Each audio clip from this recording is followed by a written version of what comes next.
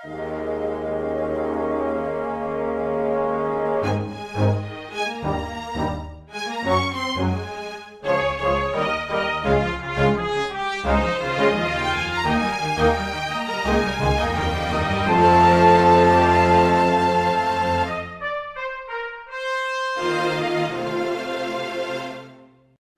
everyone, and welcome to Weekly Manga Recap here on January the 21st of 2019. I'm Nick here with Chris, and yeah, here we are. It's very cold stateside. I'm sure it's like an ice cube in your room right now, like one large ice cube. Basically, I think it's like -3 with the wind chill in effect. So Sweet. it's good times. It's a nice way to do this podcast. Can't feel my fingers. Toes are slowly getting there as well. So by the end of this, I will be a numbhead. Okay, so while Chris dies of frostbite, we will carry on. I want to talk about something real quick, Nick. Okay. Because I do it before your tongue freezes to the roof of your mouth. I will try. So I find the complexities of humanity very interesting, which sounds like I've just launched like a nuke at like China or something like that. Like this is my villain speech. But I find them very interesting in the way that every day a little more I become emotionally dead to the real world. Mm-hmm. But my ability to respond emotionally to nonsense bullshit entertainment has skyrocketed. I don't know if I mentioned it on here, but I know I mentioned at least on the Super Hilarious Brothers that the last time I saw the last Jumanji movie, I cried. You cried twice. Yeah, just because they brought up Robin Williams. Well, Nick, I've maybe hit rock bottom, or maybe I've climbed to the summit, depending on the way to think about it. Sure. Because there's a pride in this. So recently, I was doing some writing, and while I was doing that, I decided to put something on the background, and I decided to put on the Great British Baking Challenge. Oh my God. And Nick, the random episode, I've never watched it before. Trying not to judge you right now. Trying not to judge you. I've never... Because you're my friend and I've never watched an episode of it before. Right. There's an old guy on the show. Oh, Nick. no. Was he like, I've always wanted to be a baker? He had like a really fancy mustache, and he was very sweet and nice. But and I don't know how they do it, because normally like competitions I see, they do like 1 or 2 challenges. They put 3 into every episode. And he shits the bed in the first 2. Just monumentally, just poops all over everything. Is terrible. And they're like, there's no way he's going to be able to get through his final challenge. And the final challenge is like, make a portrait of yourself out of fucking cookies and shit. And I was like, and they keep cutting to him, and he's like, well, I've decided to do this very unorthodox method of making cookies that's unlike everyone else. And I'm like, oh God. But then he gets it, and he's like, I made everything moldable so I could paint it, because I have a passion for painting as well. Aww. And you see him paint it, and he brings it up, and they're like, this is incredible. This is amazing. This is so incredible to see, and the flavors and everything is just so rich. And he like gets back to his chair, and he's like, I didn't think they'd say such nice things about me. I really did. And I sat there, and I was like, you motherfucker, you got your goddamn peanuts. And I cried a little bit. So then they eliminate him. No, he's still in it as far as I've watched. One episode because he was too sick to compete. Oh. I didn't know what was happening until they started the episode. They're like, Mitch can't be here today. He's very ill. I was like, oh God, is he gonna die? That's the cruel twist of this episode. Did I start this series just for my favorite character to die? So I just wanted to share that with everybody. Let me see. Does anyone die in this week of manga? I guess if you count the elves in Black Clover, then maybe. I don't. They don't really. They just kind of like go away. It's I don't think anyone else dies. Sadness in and of itself. A lot of people actually die, I guess, in Eden Zero, because the entire planet got chrono eaten into the past 1,200 years, as we'll find out. True, but all the people that stayed on it were basically just like, I want to stay here. Those fools. Yeah. I'm sure that I'll be okay if 50 years get sucked away from me. By the way, I'm 32. You're like, I'm 16. I think I got a pretty good chance that the chronophage still leaving me around if I die. And it's like, look, I don't even have time to talk to you about whether or not it's even going to be your consciousness that's still going to be there when the chronophage eats you, because it's right here. But even then, your chances are so ash. Fuck it, I'm getting out of here. Bye. Okay, Chris. We have basically all of our regular series to get through this week. I very nearly came into this episode thinking, "Oh, Eden Zero and Seven Deadly Sins haven't updated." I was like, "No. Remember, they're a week behind now." So, for those of you who do not usually tend to keep up with when we actually live stream the show, we record it now on Mondays instead of we've been doing it on Thursdays. Prior to that, we did on Wednesdays, and so that changes what chapters are available for us to discuss. So stuff with Eden Zero is going to be and Seven Deadly Sins is going to be a little bit behind compared to everything else. So by the time that you listen or watch this episode, you might very well think like, "There's another chapter that's come out. Why are they talking about the one from last week?" So that's why. It's because of the days that the chapters come out. And so we are doing it basically right after the Shonen Jump chapters have dropped, but almost a week after the series that we cover from Crunchyroll drop. So that's why. But with that said, let's get into the recap portion, weekly manga recap. Why don't we? Let's do it. Chapter number 213, Realm of Souls, which sounds like an awesome video game level.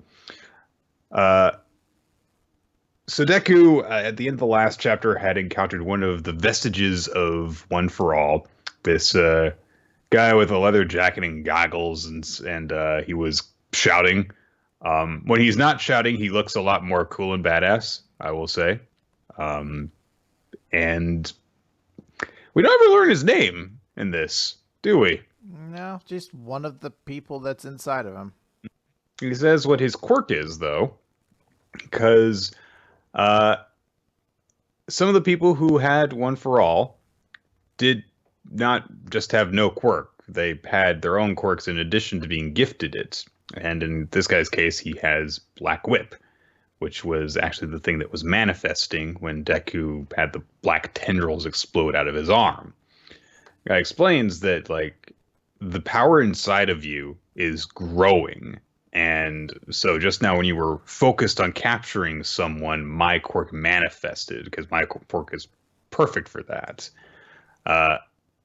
But keep in mind that this isn't just my quirk. This is my quirk that has also been powered up by the amassed strength within One for All. So it's way, way stronger than when I used it. Hence why it was so difficult to control for one of the reasons why. He immediately after that explanation starts to vanish. He has limited time to speak with Deku, who, by the way, during all of this, can't talk. He has manifested without a mouth. It's basically just his hands and the top of his head are there. And so he can't actually communicate back to the vestige. And so he explains to Deku, when you use your power out of anger, that's actually when it is very effective. But what really matters is controlling your heart. It's okay to get mad. That rage can be the source. But in the meantime, you've got to control it better.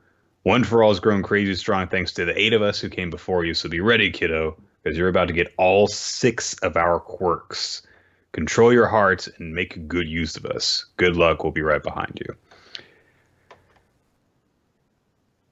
I think we'll get more into this at the end of the chapter, because just in general, this entire chapter is like, I have mixed feelings. So okay.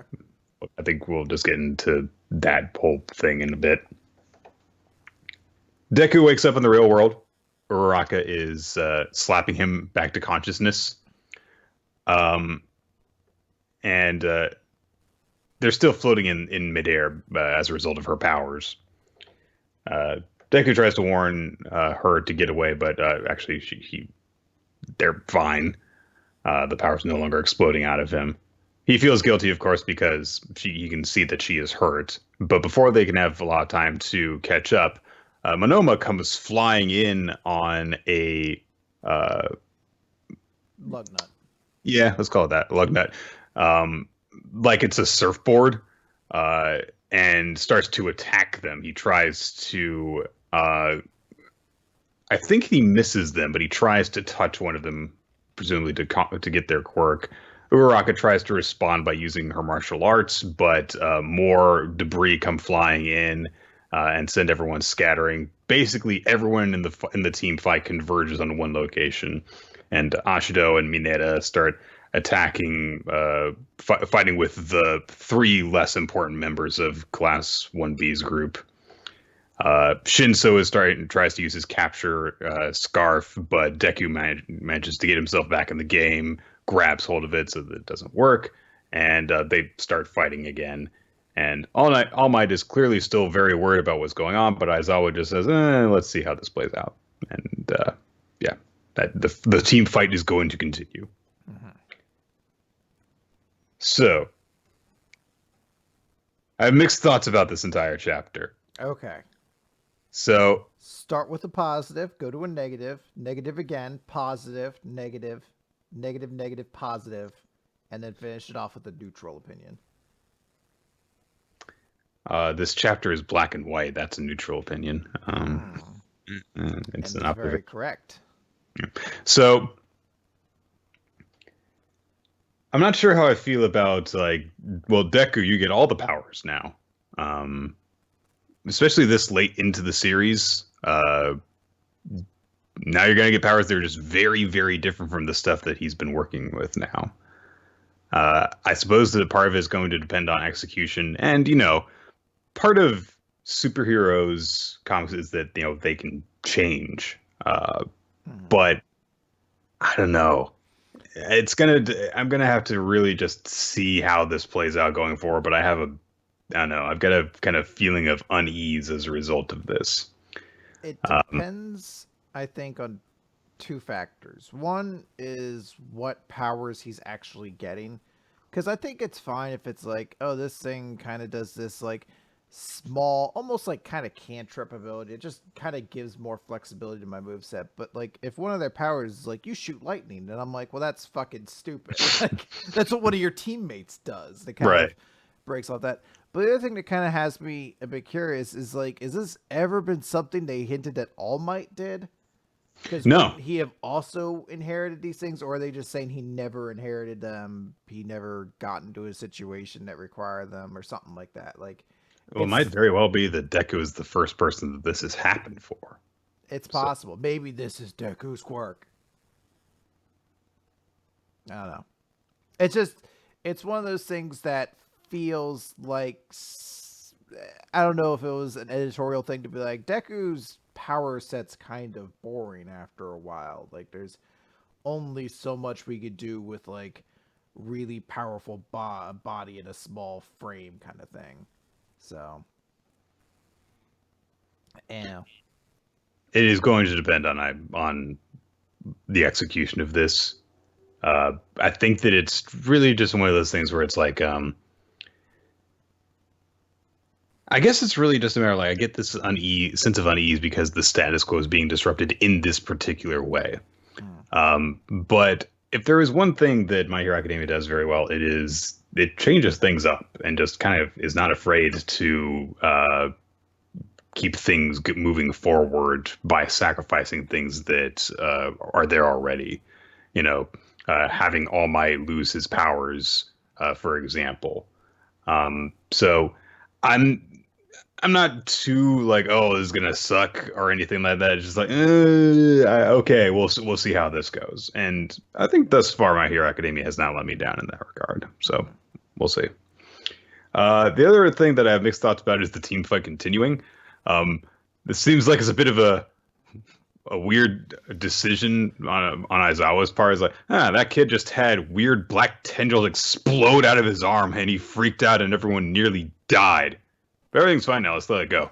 It's like if the X-Men were in a danger room training session and all of a sudden Jean Grey started going Dark Phoenix for a couple minutes and then she stopped and everyone was like, I mean, we already got the machines running. Yeah. Let's finish it off. There's only like 3 more sentinels to kill. And not just that, but it's like one of the teachers who is normally responsible suddenly decides, like, let's see how this goes.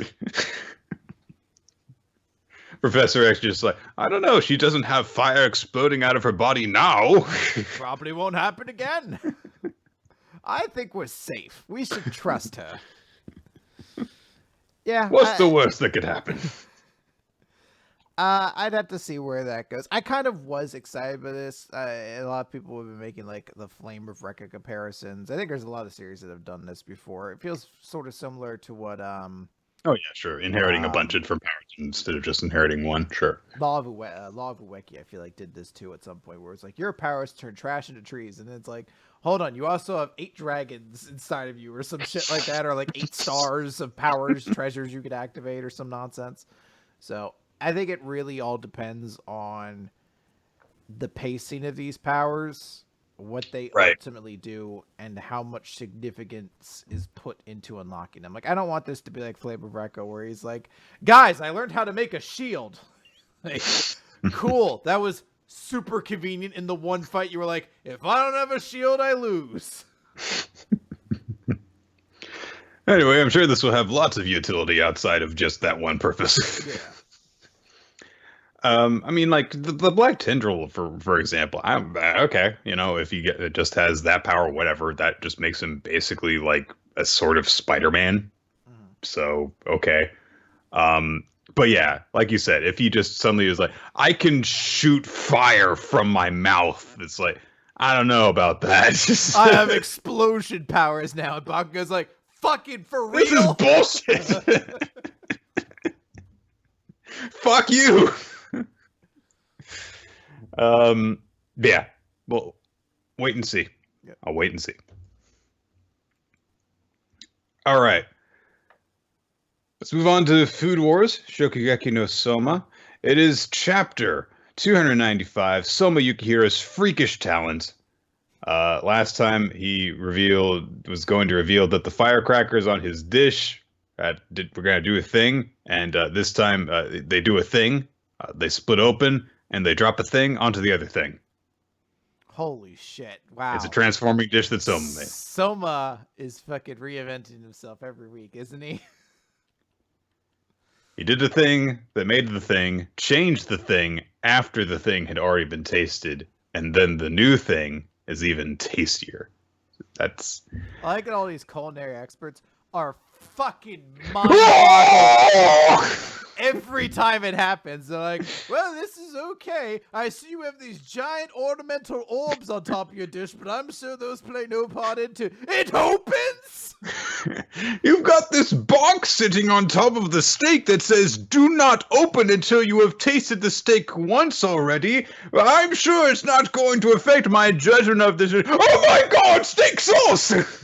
It's just like, well, I see your dish was chicken nuggets and a special sauce. Well, let me just try a regular chicken.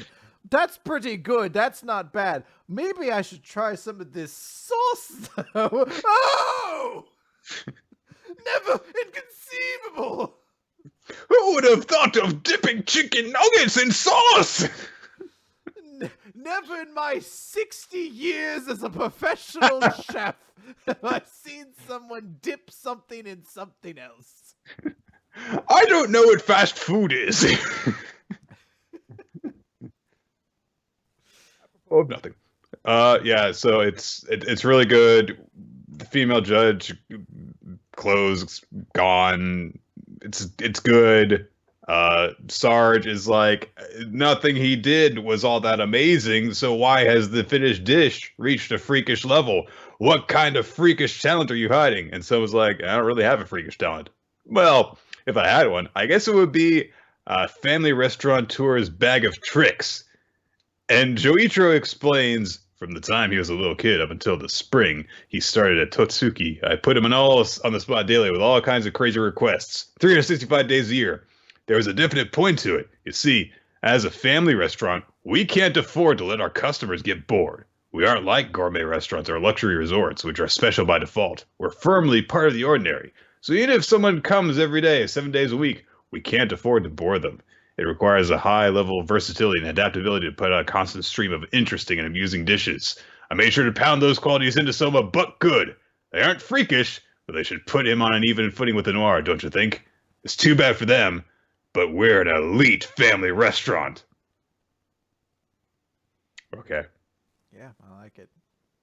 Why not? I mean, it's maybe this is like I think this must Little be like hole in the wall restaurant can't afford to bore their customers with things like this is my favorite place and I am comfortable with the same dish every day. I was gonna be like, maybe it's a cultural thing, but I know way too many people who are like, oh, I go to the restaurant a couple of times a week and get the same thing every single time because I like it. I don't look at the menu. I know what I want. Mm-hmm. Yeah. Meanwhile, they're just like, I know you normally get the taco fajitas, but what about if this time we have a crab and jelly sandwich? You son of a bitch! And there's an orb of chocolate floating above it. Now you should take a regular bite, but then why don't you try giving that orb a little smack with your spoon and see what happens? Oh my god, the thing turned to the other thing, and then they come back at like the end of the third month. Okay, yeah, what's this bell going to do after I ring it? Oh, why don't you just give it a ring and see? Wow, it cracked open and dropped a thing onto the other thing. Yeah, that's great. Here's your meal, and it's clearly just a giant chocolate sphere. He's just like, I mean, I'm here for breakfast. He's like, why don't you try pouring that salted caramel on top? He's like, are there eggs Benedict underneath? I want breakfast. I want protein and fiber. I don't need sugar. They're like, nope, but there's a 17-layered opera cake underneath that you're going to love. Why is everything here a fancy dessert? It's 7:30 in the morning. I just wanted eggs.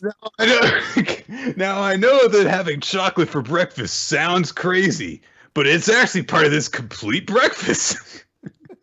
Once you have the toast and the orange juice and the eggs and the actual healthy cereal. They say if you eliminate the frosted flakes, it would actually be perfect. But hey, we still count it. And according to Dr. Tony the Tiger, it's still medically approved. Oh god, they're grotesquely obese.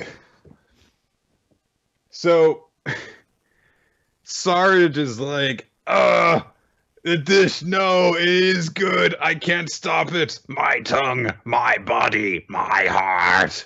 And then she envisions this guy who looks mostly like Asahi approaching her, and this is so weird. He's like, you've always got this grumpy frown on. Why not show me a smile sometimes? It'd make you even prettier than you already are. I'm not teasing you. I honestly mean it. I think a beautiful, sunny smile suits you. And he has this weird crumble around his head because he is actually the coffee crumble fairy, the thing that Soma dropped on the dish. This is such a weird and just like gross moment, honestly. Like, this is grosser than a lot of the fan service in Shokugeki no Soma. Just like, you'd look prettier if you smiled more. It's like, fuck you. Fuck you, imaginary creature inside of Sarge's head. Which I can't tell, but I'm like, is this supposed to be a Grand Blue Fantasy crossover? Because it's the Crumb Blue Fantasy is what he calls it. Yeah, I don't know. We need Jeff to confirm it. Sword and there's dragons, so that's a bit Grand Blue Fantasy. So if we could confirm with Jeff at some point, but yeah, this super weird, etchy crossover is also a Grand Blue Fantasy. Put on his Twitter account. I'm sure that this moment of her clothes disintegrating would, after she's wearing a sexy Santa outfit, they'd be like, no, that's perfectly in line with Grand Blue Fantasy. So. Soma wins. Senzamon's like, let's see how far one common talentless chef can go. And Soma's like, I've got to have my rematch against Asahi to Sarge. And Sarge is like, but there's a reason you'll never beat General Asahi no matter how hard you try. And it lies in that chef's knife you hold. And Soma's like, what the fuck are you talking about? Okay. Did you poop on my knife? Am I giving everyone salmonella by doing this? We didn't even use the knife in order to prepare the dish, so.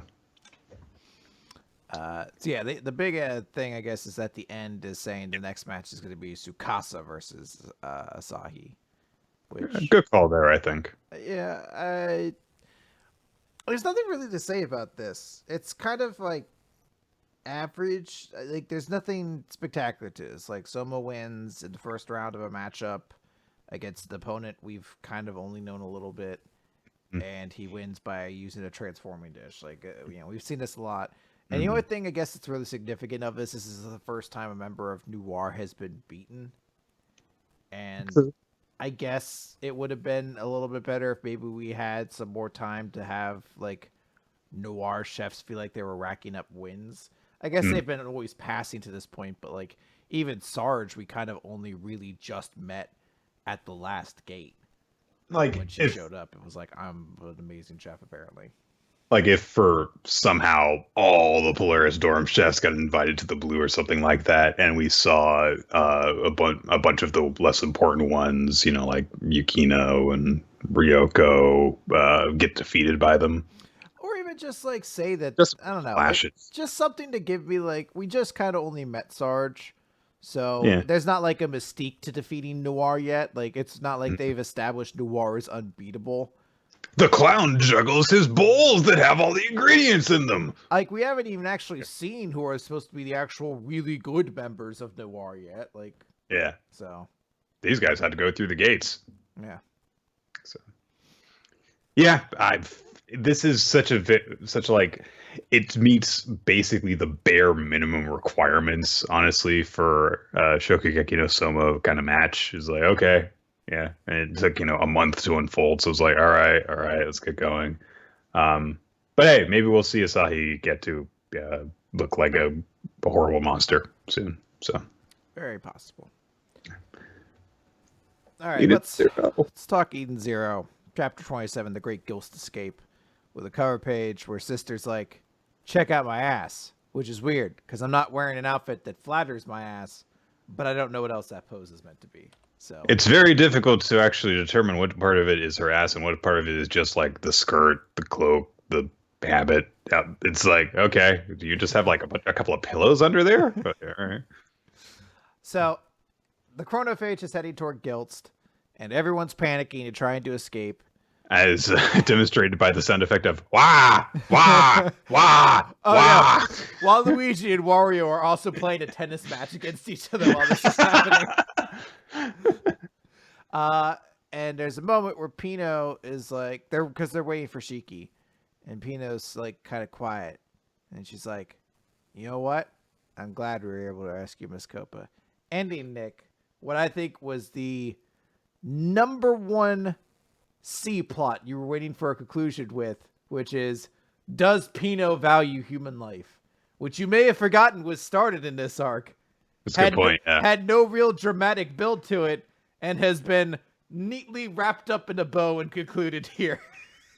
Also, Rebecca gives her a really weird reaction expression too, which is like, yeah, no like further follow up to like, oh, did you learn a lesson about all this or anything like that? Just like, Gah! Anyway, I'm glad that we're here while the world is crumbling beneath us. I'm sure nothing bad will happen if I just stand here. Yeah, helping by sitting here. She's doing nothing, by the way. Yeah, She's like, I was like, I'm not going to leave Shiki behind, so I will sit here. I'm going to wait for him to come out. It would be rude if I went back in. Like, kind of wreck the place up. I don't want to be rude. Like, also, I can't really accomplish anything by going back inside. In case you haven't noticed, I am entirely useless. Yeah, we'll get to that in a second here. So they do comment like, oh, the others are going to be headed towards us, like Homura and Weiss and Sister and all of that. But as they're talking about that, the ground around them starts to crumble away, and suddenly a giant, like, I don't know, wooded tendril pops out of the ground. It's Poison Ivy's trees from Arkham Knight. Ooh, I never played that one, but I was sure it's good. Well, Poison Ivy was in an Arkham game. A giant plant grew up out of the ground, so... It doesn't sound like her MO. I don't think so. Pretty sure Poison Ivy had a mechanical gimmick to her. And always dressed sensibly. Yeah, she had like kind of like a clown gimmick to her. but like a Western kind of clown, you know? With like the big baggy clothes that like the big you can't even tell. You'd throw pies into them and stuff like that. Yeah. No, it's actually a tree that we find out is rupturing through because the chronophage is taking effect and time's going backwards. So, Gilst. Do you remember, Nick, when we first saw an outside shot of Gilst and it was a big city atop like a tree? Well, yeah. Apparently that's playing into effect now. I guess. The follies of man are crumbling beneath it. I don't know. It gets to the end and it seems to insinuate that. But anyway, Rebecca falls. And she's gonna die. Smash. Yeah, as rocks often make the sound they do. Mash. She's falling, and then Shiki, out of nowhere, fucking saves her. Because Rebecca, in this arc, has required saving, I believe, 3 different times to accomplish a grand total of nothing. I'm going to stay behind and help out Shiki. Oh, good thing I was here to save you. And then Weiss shows up. He's like, "What we see me? What's going on, eh?" And they're like, "Oh, hey, the Eden Zero's coming closer. But, oh no, there's too many trees around. What are we going to do?"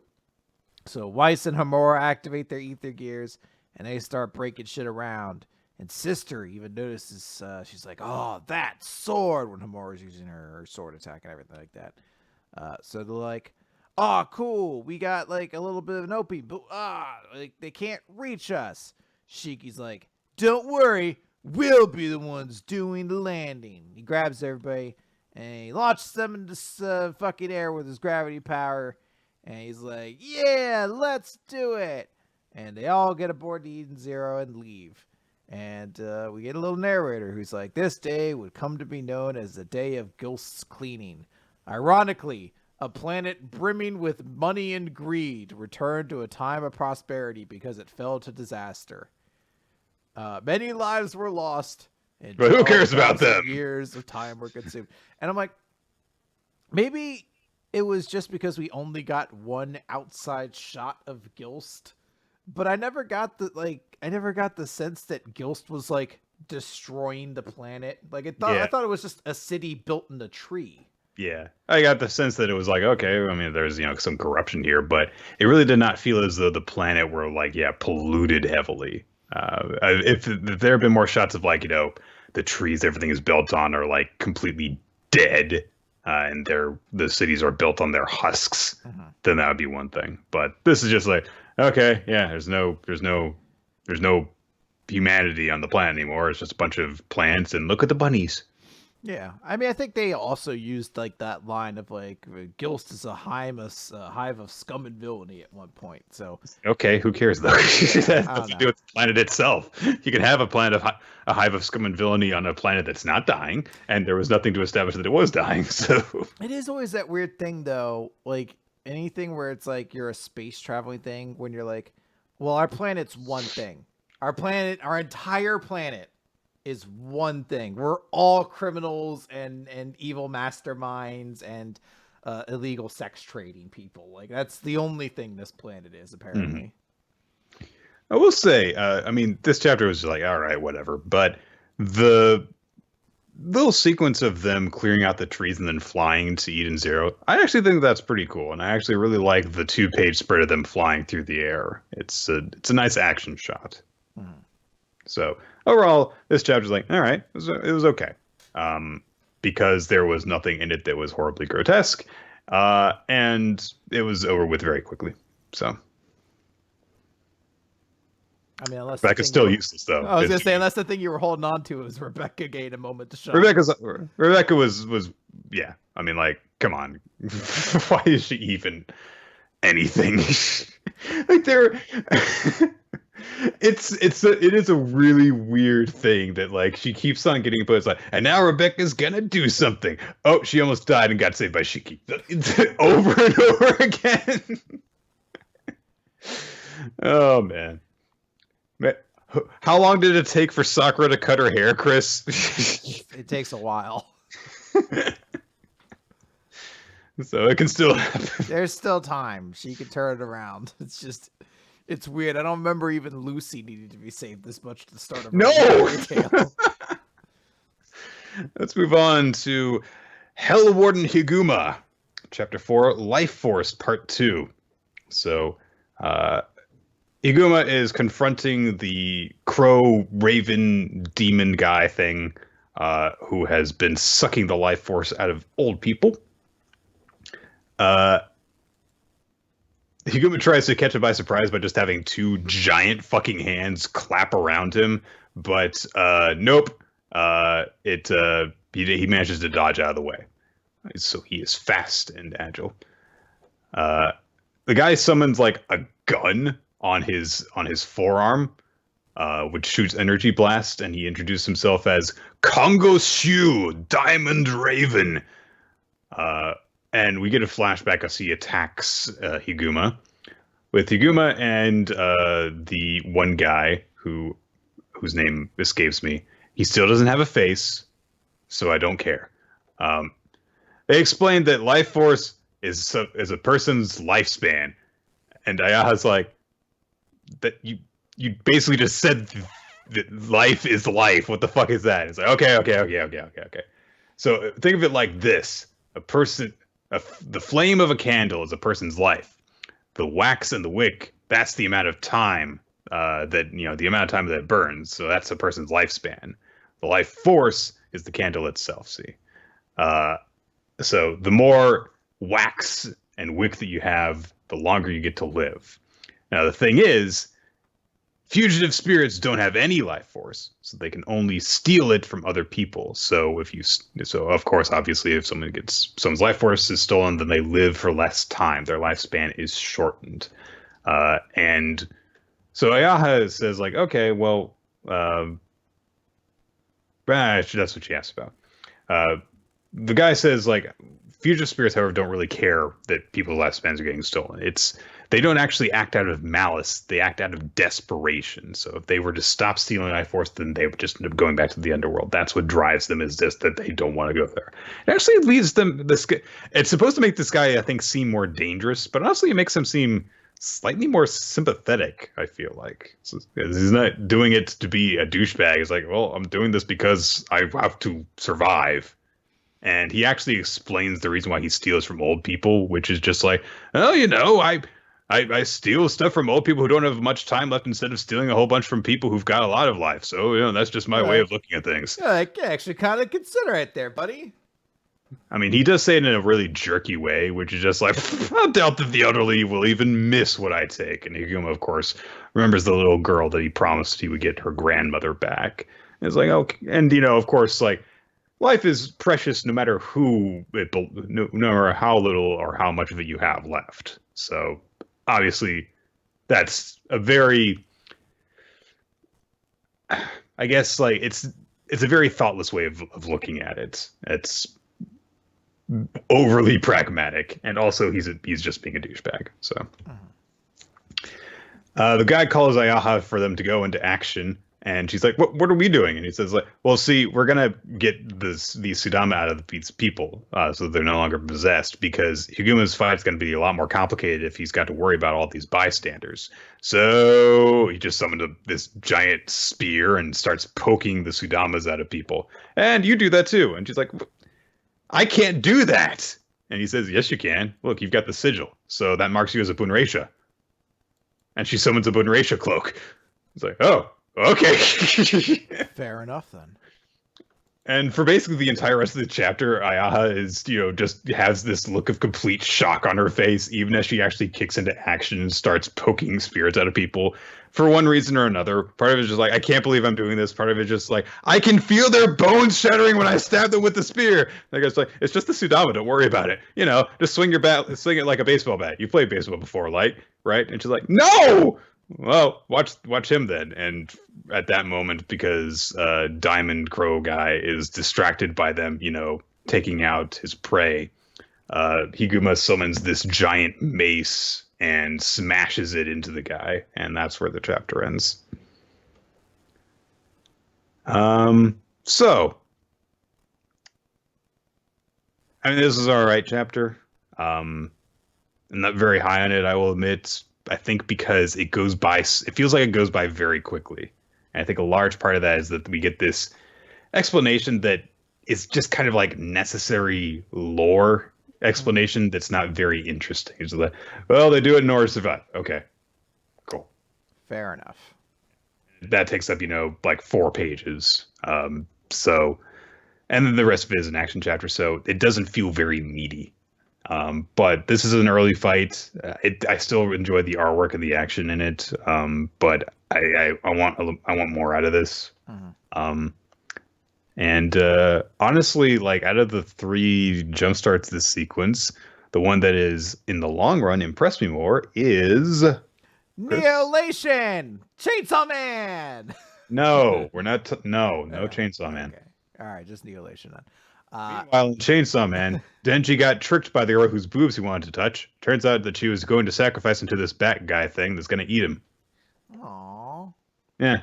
Well, let's talk about Lation then. Yeah. Process 5, which unlock. I don't remember. Have they always been processes as their chapter titles? Well, last week we never learned was not a question; it was a chapter, and this week it's a question again. So, all right. Might be just a little bit of an inconsistency on that.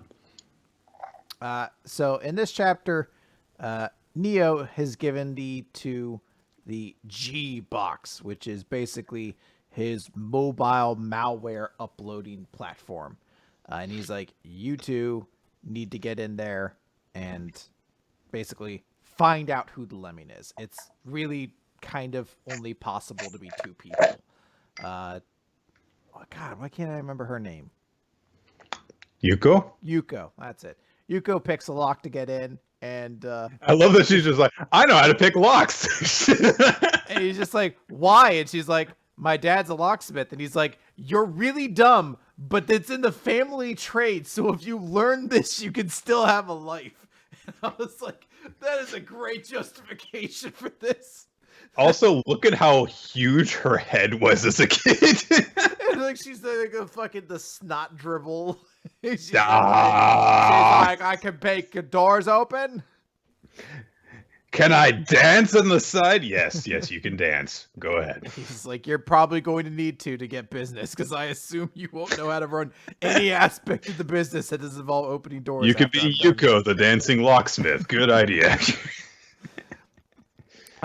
So yeah, Neo's like, hey, there's 2 people. There's the professor and the associate professor in the IT department or information engineering department. And we know Anzai is the one who's actually the villain. So we cut over to him, and I actually like the explanation that he gives, which is that he tried to hack both of their phones. Well, he gets this after a little bit, but he hacked both of their phones, and it's just like, yeah, I just hacked the speaker he has at home. I hacked into his Alexa speaker and the camera. He's like, our lives are too connected to the internet, basically. He's like, their shit was too boring to possibly be the real person, so we're gonna go with the guy. He's just enjoying his life at home, yeah. So, but we see Anzai, who is talking to his computer. He's having a conversation, and the computer explains that I am Motoko, an AI created for the purpose of controlling and analyzing human emotions. I am always watching your face, Anzai.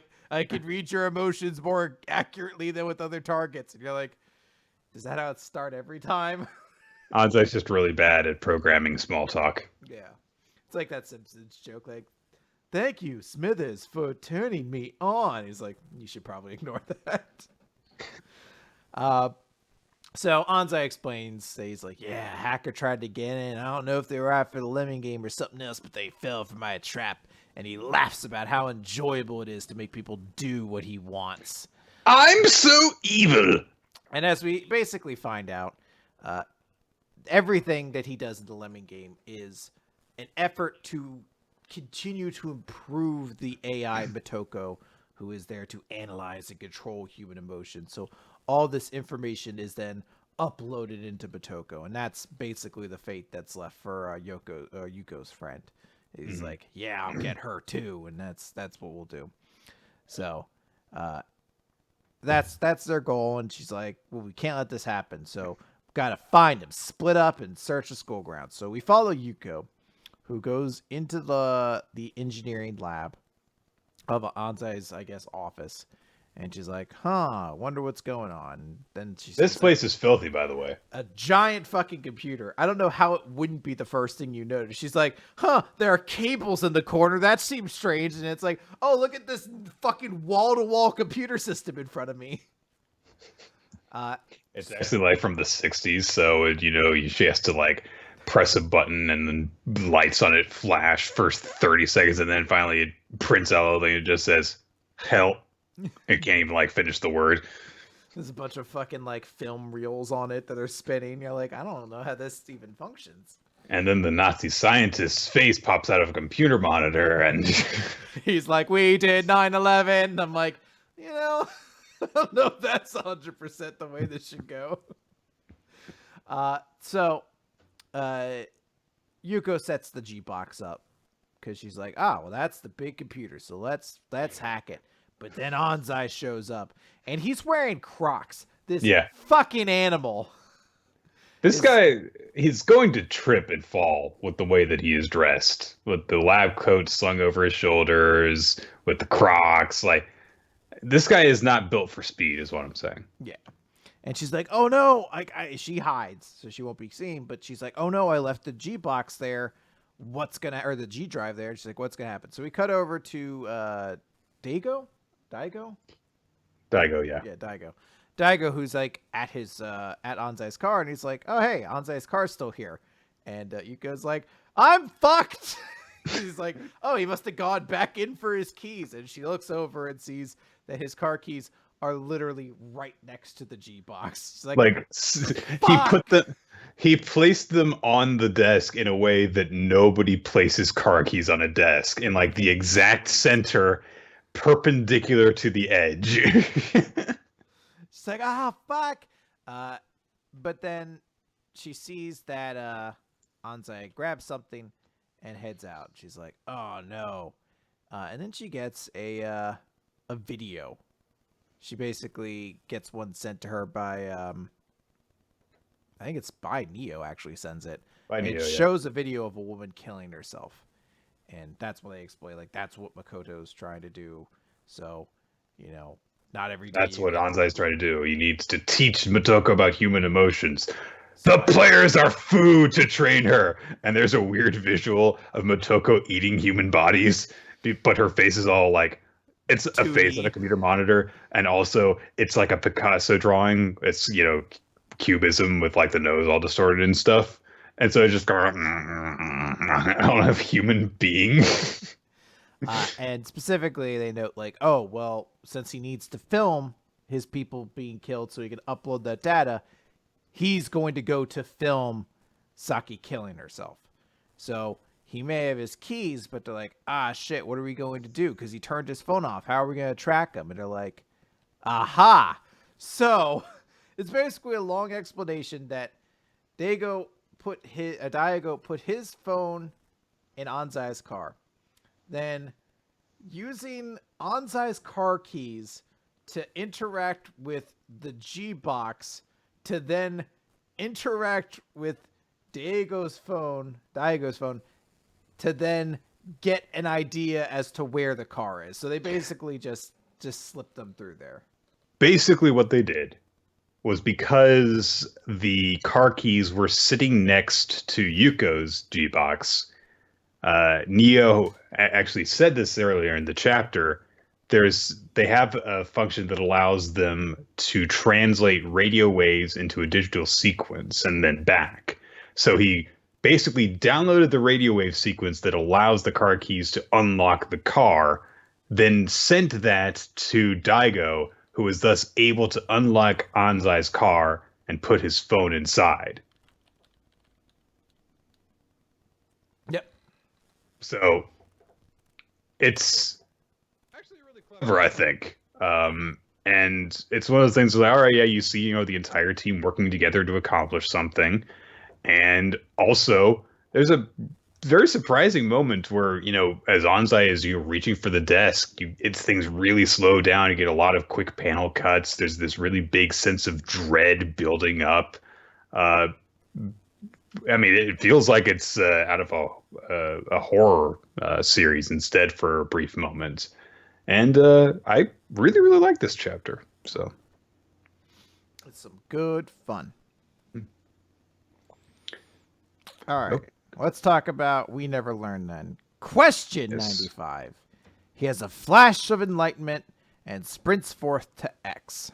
So I think last time Shonen Jump recognized I didn't remember Asumi's name. So this chapter they started with her fucking snowboarding with her fucking name in big giant letters. Yeah, there's no she only shows up in like a flashback in this entire chapter, but she's right there on the cover page. Honestly, this is a really cool cover page. And I think my favorite picture of Asumi that's appeared thus far in the series.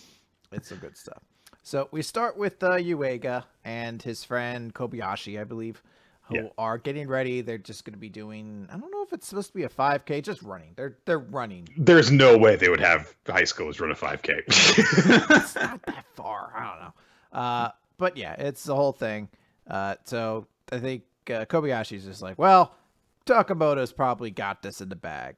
Yuega looks over and he gets really nervous because even though she's being super like friendly, he still has those weird feelings over the fact that they kissed on the lips. And I do like how Yuega's third friend, that nobody really ever talks about ever, shows up and he unprompted. He doesn't know Unprompted, about the situation. exactly is right. He had no context. Hey guys, hey, did you see that Ford TV show? Foreigners kiss to greet each other. Did you know that? Almost as if he was reading his mind but can't, brings up the exact thing of like, you know that foreigners don't kiss each other on the lips, right? They do it on the cheek. So Yuega's super nervous. Race goes off, and the first thing happens is Yuega goes up to Fumino, and he's like, hey, I kind of have an important question to ask about on behalf of my friend. But he gets really close to her ear to kind of whisper it, and she gets very nervous and just shoots off and says, oh no, I just remembered it's time for something or another. I just remembered I have to something. I have to, bye! We then cut away. Yuega is kind of huffing and puffing. He's like, damn it, everyone's so fast. But poor Ogata is not as fast. So she eventually catches up with him. And he's like, oh, you're a straggler too? And she's like, please, don't lump me in with you. I was just hitting my stride. And then has massive cramps that need to be massaged out before she can continue. But she overheard that Yuega was wanting to ask for some advice. So she's like, I'll try to help out with that. So he gives her the information. And he's like, well, he does it the same way that he explains everything to Fumino too, which is just like, my friend has the thing happen that, but Ogata does not see through it because I see. So your friend had this happen. Yeah. And he's the like, one character he could have all this happen, he could explain all this to that wouldn't understand what was actually going on. Yeah. So then she offers a solution of like, how about we try it? Perhaps that would give you some greater context to this situation. He's just like, no, it's not what we're supposed to do. And she asks, well, how did your friend feel about that? Isn't that what's more important? And he starts thinking back to her, and he's like, he was stunned and bashful, but it also made him happy.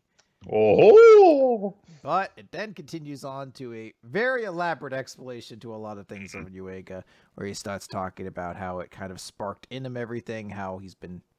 I don't know how he gives all this fucking... I guess he just gives it vague like that, but he's like... He doesn't even actually say... He doesn't say the specifics. But... No, he just thinks this to himself. Yeah. So he's thinking like he's been watching them from afar, and he's always kind of felt there's a distance between them. And in that moment, fucking... Takamoto just sprints ahead and starts, taunting, jokingly about how she's a lap ahead now. And he's like, you know what? You can't walk, so you just stay there. I'll go grab the nurse. And then he runs up and he catches up with Takamoto. And I love it because he's sprinting. And she's like, you know that it's not a sprint. I'm still a lap ahead of you no matter what. And then he's like, I caught up! And she's like, no, you didn't.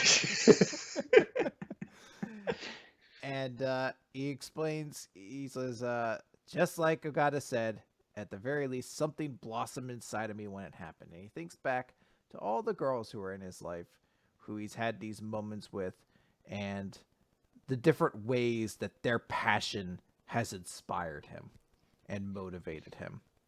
And he says, I might be a lap behind, and maybe it means nothing, but that's fine too. Compared to just standing back and watching, this is way better. I want to stand on equal footing with you all. It's very sweet sentiment. And then he hits his runner's high. And he's like, oh, my nipples are bleeding. And then he encourages Takamoto to be number one again and keep going for it. And it finally ends with Naruyuki or Yuiga. He has firmly exhausted himself by choosing to sprint an entire mile or whatever of this contest. And Firmino eventually comes by him and is like, oh, Jesus. All right, let me help you out here. I'll get you to the sidewalk. And Yuiga is laying there and he says, it's crazy how different things look when we just change our perspective, right? The sky is so huge. We get a chapter that ends without a need for a one-panel joke or anything like that. Just a sweet little moment. This is one of those kinds of chapters that makes a certain Chris go, we never learn is better than Nisekoi. I literally almost tweeted that this week. This is a really good chapter, and it caught me totally by surprise because the way that it starts off with, the girls coming and going very quickly. Usually when we get a chapter like that, it's just, like everything's built around a single joke, embarrassing situations that Yuiga lands in over and over again with the different girls. But then right around halfway through the conversation that he has with Ogata, things start to really, become very interesting, show a lot of character growth for him over the course of this, and provides a different context for all of these mini adventures he's been having with the different girls in recent weeks. And it really does kind of like put the entire series into a context that you can really appreciate of how it's not just that, there's this guy with all of these girls that are his romantic interests, but these people in his life that are inspiring him to become better. And it's really, really nice to see that finally encourage him to try and do something that he thought that he was not going to be able to do.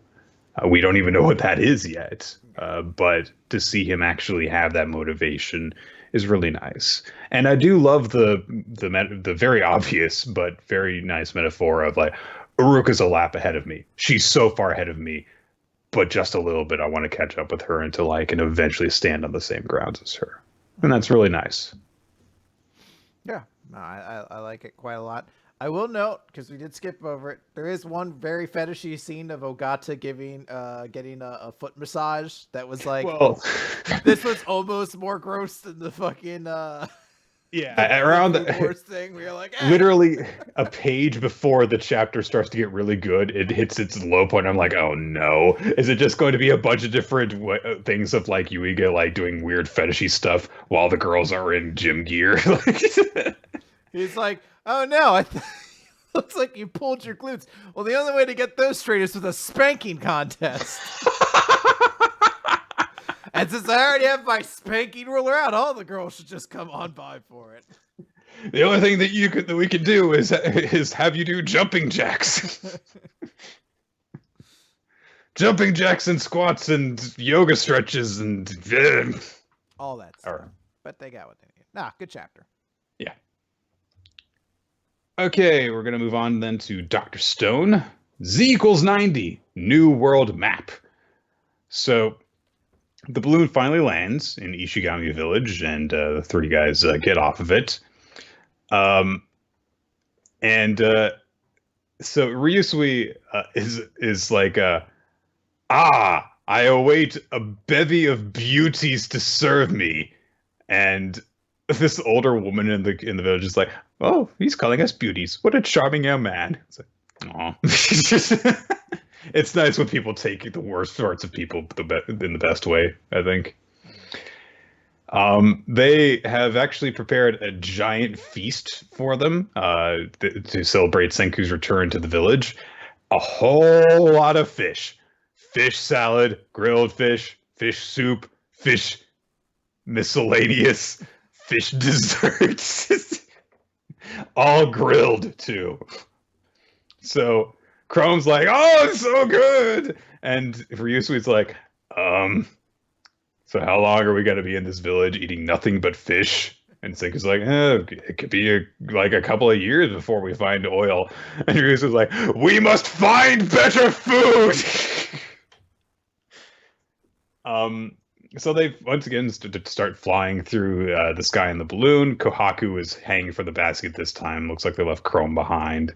And they're using her vision this way so that they can sight some stuff down below with her 2018 vision. And they map out a bunch of stuff as they're going along, gathering things. Ukyo gets sent out, and he kills some goat for them to eat. And they map out a lot of stuff. It's like, okay, there are these resources over here. There are these resources over here. There's resources over here. We get a shot of this kind of semi-cartoonish map. It's, starts off as like, oh, yeah, perfect representation of Japan there. But in this tiny corner, we've got like, cartoon Mountain Fuji, cartoon goat flock, little stuff. And everyone's like, oh my God, I can't believe we were able to actually discover this much of the world. And Ryusui is immediately just tearing into goat flanks, like, oh yes, good food, yes. Goat, that's succulent? Do I need to start eating goat? I guess if you've been eating nothing but fish for a few days, then yeah, you'll eat it and think it's great. But something happens to that bone, because one of the older women says, like, oh wow, science is so wonderful, because thanks to this, we won't lose another soul to starvation from now on. And some people are like, oh, it's okay. Yeah, we don't have to worry about having a bad year now. And one of the younger people says, like, okay, come on, you're bringing the mood down here. They set off again on the balloon, and Ryusui looks down at the village and he says, the reason why this village is not expanded is because of food shortage, isn't it? And Kohaku confirms this and says, yeah, the village actually used to be a lot bigger, but there was one really bad year when the fish were scarce. Turquoise's whole family, many others died. And that, at least that's what I've been told. And Senku says, yeah, I mean, that's just the way it is with, when your ability to gather food is limited to just hunting and fishing. If you want to grow, we need agriculture/farming. Plants know how this game works. They want to grow too, so they make it worth our while. Humanity basically started working for the plants, pretty much. So Ryusui steps up onto the ledge of the basket and he says, were people really put on this earth to propagate? Does all life simply exist to reproduce? Is that all there is to it? Only the gods know for sure. And who cares about the gods? As for me, I just hate to see those beautiful ladies shed tears. And I'm the greediest guy on earth, so I get what I want. We'll find the seeds of life from up in the sky. It begins here, Senku, your age of agriculture. Awesome speech. The continuing effort to make Ryusui out to be a more, maybe not more complex, but a better guy than the first impressions would have led us to have about him. He does have a very kind of Sanji element to him in this way. This sort of weirdly chivalrous, but not all of the time decent kind of guy. Also, this chapter is entirely focused on food, so there's that too. So they are going to try and, get into the age of agriculture as the next step. And so they communicate down with the cell phone to Chrome and Ukyo as they point out that there's a bunch of golden foxtails growing in a certain area, which means that they can cultivate wheat and make bread. And that's where the chapter ends. Bread's one of the things that the old guy from the Great British Baking Competition was actually very good at making. Oh, good. Yeah. He had a good episode that time. I'm very proud of him. All right, let's move on to the Promised Neverland. No, 7 Deadly Sins. That's it. 7 Deadly Sins, chapter 296. As a friend. As a brother. What the fuck was that? I don't know. It sounds so dramatic. It needs something to cut into it. So the 5 commandments that are still out there in the world collide into the cocoon where Melodius is. And oh no, a new demon lord's gonna be birthed. Well, Merlin's having absolutely none of that, so she casts a time-stopping spell called Chrono Coffin. She's going to try to freeze time within the cocoon. But the first, a lot of time manipulation this week, isn't there? A lot of it. But Zeldris and the first demon are not going to allow that to happen. But Esconar and just the spirit itself, because it's worth noting that the rest of that group has not arrived yet. They interfere, and they're going to try to buy as much time for Merlin as possible. We cut over to Ludishel, who was expelled last week out of Veronica's body? Not Elizabeth. Margaret's body. Margaret, yeah. And Ludishel is basically saying, like, yeah, we're fucked. Like, it's over now. There's no real reason to continue this. Like, maybe she can stop time, but she's going to get killed. Like, Esconar's power is only going to get weaker and weaker as time goes on. And the spirit sphere is strong, but it's not going to be strong enough to stop two people in this kind of battle. And besides, the 5 commandments then went into the cocoon, so Melodius is going to wake up as the demon lord, and we're all dead at that point. So what does it matter? And Hendrickson kind of like says, like, hey, how can you be such a fatalist about this? 3,000 years ago, the goddesses led the humans to victory. At least that's what I've always been taught. Chin up, buddy! And Ludishel gives a whole thing about, like, yeah, I adored humans. I praised, and I was adored by the humans, and I was praised, and I grew conceited by it, and I became so arrogant and full of confidence. I thought only of others as pawns, and that was only so we could win the Holy War. Even if that meant that people like you would betray me like you did, or my followers would desert me, that it didn't matter. I would do everything I could to save them. And as he's saying that, Hendrickson's thinking back to Gil Thunder and Margaret and some of the stuff that he's done in the past as a villain and the justifications that he used for it. And Ludishel kind of is like, well, what does it matter? Look how far I've fallen. If I were there, if I were to know that there was still somebody who still worshiped me, I'd be rejoicing as a child over it. And Hendrickson says, I still respect and worship you even now. He's like, I'm not going to be fucking tricked by you again. God damn it. And Hendrickson basically says, like, come on. I kind of was a little disappointed, like, when you were kind of being such a fucking crybaby over mail being back and everything like that. I mean, I was even able to trick you. He's like, Ludishel's like, hey, fuck off, dude. And he's just like, no, you don't get it. I'm saying it makes you likable. It makes you human. You have flaws. And then there's a quick no homo moment. It's really awkward. It's just almost like, I don't want to create a whole yaoi subgenre about this, but I'm not gay. And like, neither am I. All right, just so we are both totes not gay. That almost seems like a weird defense too. Like, I mean, I may have had some weird feelings about you while you were in Margaret's body, but no. He's like, I'm saying I'd suck a dick if only just to see what it's like, but that doesn't make me not gay. That doesn't make me gay or anything, right? I mean, I'd let you bend me over this rock right here. Not gay. He's like, sometimes I just eat pickles whole, but I don't bite on them at all. I just suck on them for a while. But that's totally hetero, right, everybody? Sometimes I want to brush your long, gossamer hair out of your face over your ear, and just let it run between my fingers and stare into your eyes. If you ever opened your eyes, I mean. But which is all, again, very straight guy things to do, right? Like, totes heterosexual. It's like, you could just be gay guys. It's cool. But Henderson's like, no, it's the medieval ages. We can't do that. Henderson's like, please use me as your vessel. Hurry up. I'm asking you. Get inside me. Yeah, get inside me now. So Lucia's like, get ready. He puts his hand on him, and then he heals him completely. He's like, you're very open-hearted, and I appreciate that about you, but I don't even think that, I don't think your body would even be able to take it. But what he's honestly saying, he's like, I don't want you to have to die, Hendrickson, because taking over your body, that would kill you. It would kill him. Yeah.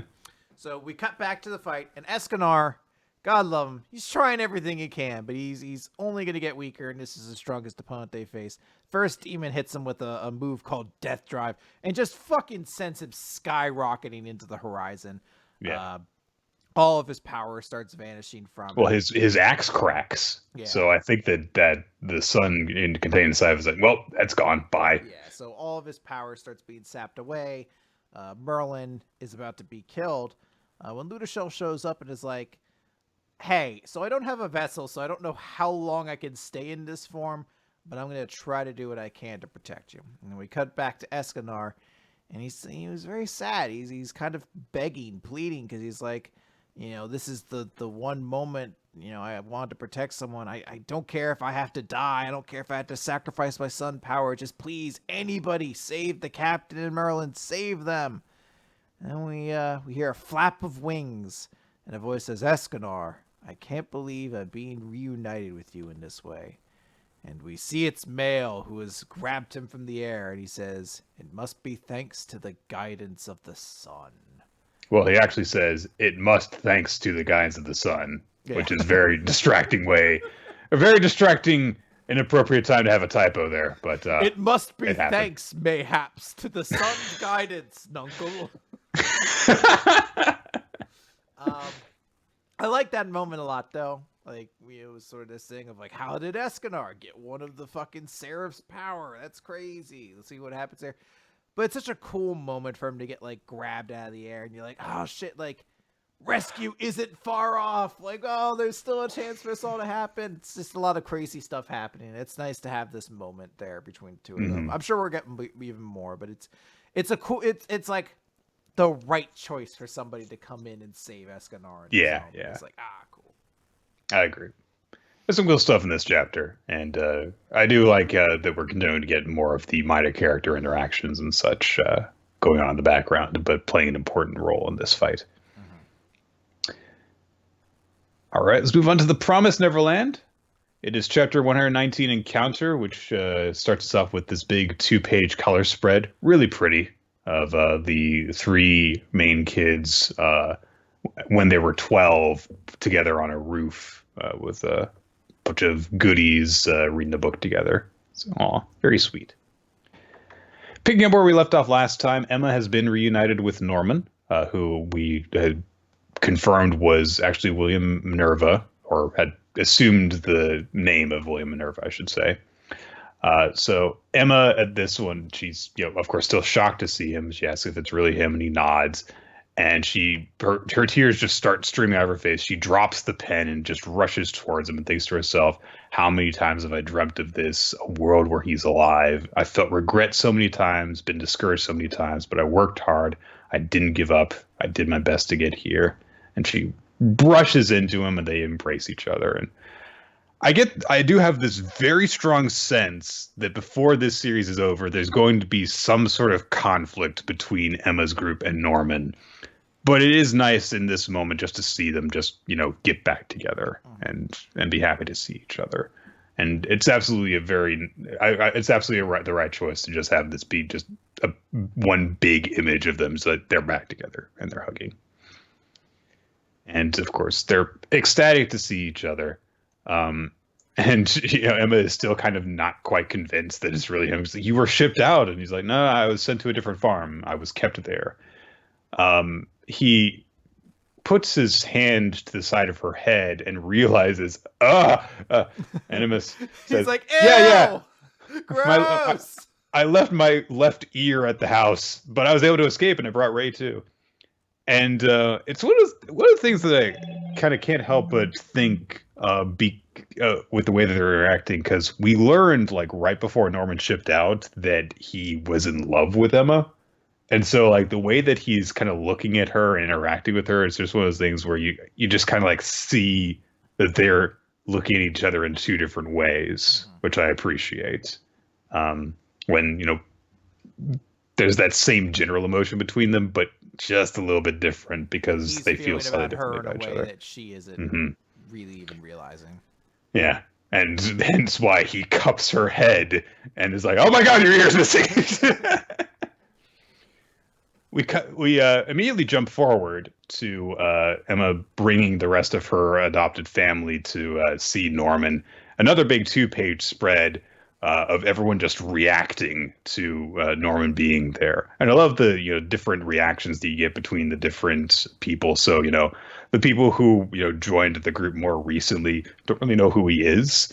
But of course, the people from the Gracefield house are all a mix of shocked and happy, mostly shocked to see him, except for Anna, who's just like high or something right now. She stole a different medicine when they were getting that cure for Chris, is all I'm saying. She, it's a very impactful scene, Nick. She's a very important character. She's, kind of having a unique experience right now. It's fine. This is one of her defining traits in her scenes. I'm gonna try and mimic her face right here in this moment because it's gonna.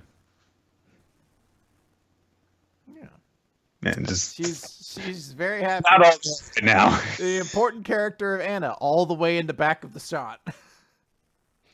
And she's also not even like next to the Gracefield kids, which is weird. Anyway, so also one thing I took notice of right away when this happened is like Ray's not there. I wonder if he's like off brooding somewhere. Can't believe the stupid treehouse. I hate it. Definitely. I mean, if it were hashtag radio, was like, I know he was alive. Of course, I know he was alive. Called it. I called it late. I called it before he disappeared. Say, you guys all realized that when Spider-Man Far From Home came out, that you're like, Spider-Man comes back, but I knew that Spider-Man was going to come back before then. Ray, everybody knew Spider-Man was coming back. They weren't going to kill Spider-Man as soon as they made him. No, I called it. All of those guys that died were going to come back.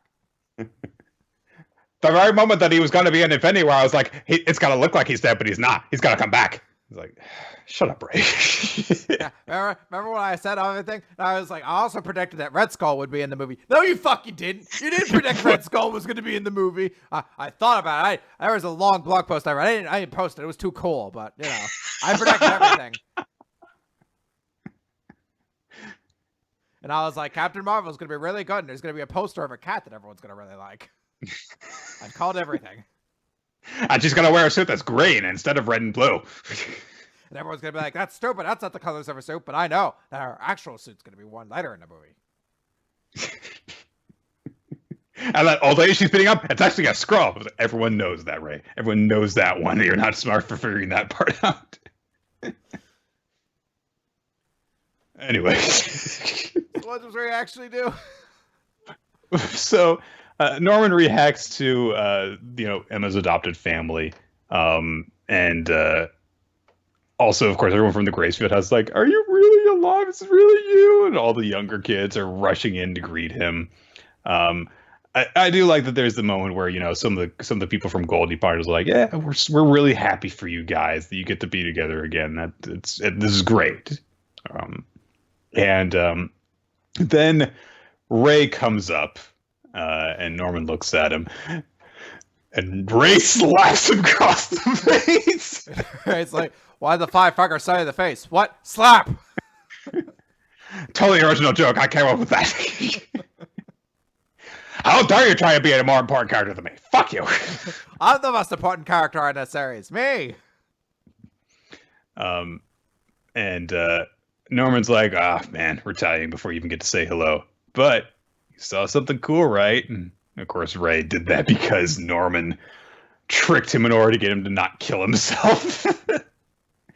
And Ray, grimaces for a minute, and then he starts crying too. And he's like, "Yeah, thanks to you, and I'm glad that I'm alive now." And he grabs both Norman and Emma in a big hug. I do like that Emma reacts by going, "Why is he hugging me too?" It's like, because you two are the most important things to him. But I do like that it's like, well, yeah, Norman's the one you just found out is alive. It's like, no, both of you, come here. You were the only important characters for a really long time. Who are Don and Gilda? I don't know. They carry my bag sometimes. I don't know. I think one of them's a doctor. No, that's Anna. What? Who the fuck is Anna? That's what you say. She saved Chris. We have a Chris? I thought there were 6 of us. Who are these people? You two, me, Don, Gilda, and Phil, right? Is Phil here? Tell me you brought Phil. Where's Phil? No! Why did you bring everyone except Phil? There are other kids that are left there too. What? Hold on a moment. I don't think you understand. The way I see it, everyone else is a character model that just has a big X over their face. That's how I see all of you except for Emma. You're telling me those are all actual people? The devil. Also, Emma, you can hear me really well for someone who's deaf. I'm not deaf. I'm just missing an ear. Oh, hang on. Getting confused. What series am I on again? The colon, right? I have whip power. I have whip powers now, right? Hang on, I'm getting myself confused with my 28 self-insert fanfics that I've written. Anyway.